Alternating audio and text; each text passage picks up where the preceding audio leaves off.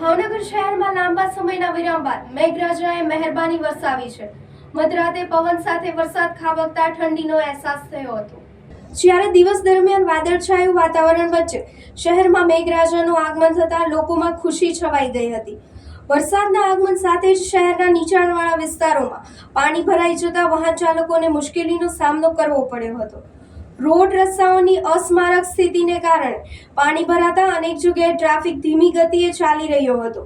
બીજી તરફ રાહદારીઓ વરસાદથી બચવા માટે છાપરા અને ઝાડવાનો સહારો લેતા જોવા મળ્યા હતા। અચાનક પડેલા વરસાદે એક તરફ ગરમીમાંથી રાહત આપી છે, તો બીજી તરફ શહેરની બેદરકારીપૂર્વક બનાવાયેલી વ્યવસ્થાઓની ખામીઓ પણ ઉજાગર કરી છે। Bureau report SB news Bhavnagar.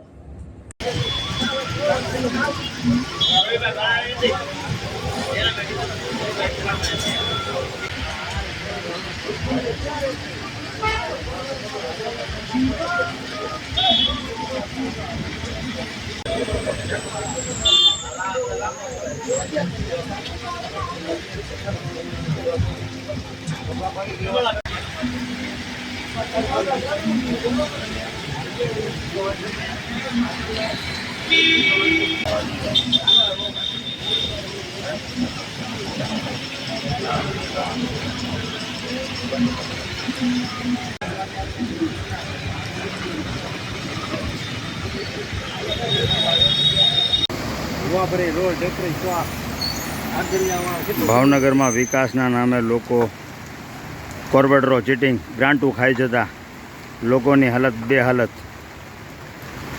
ટેકરી રોડ ઉપર ફૂલ પાણી ભરવાથી ઘણા વાહનો બંધ। આપ દ્રશ્ય જોઈ રહ્યા છો।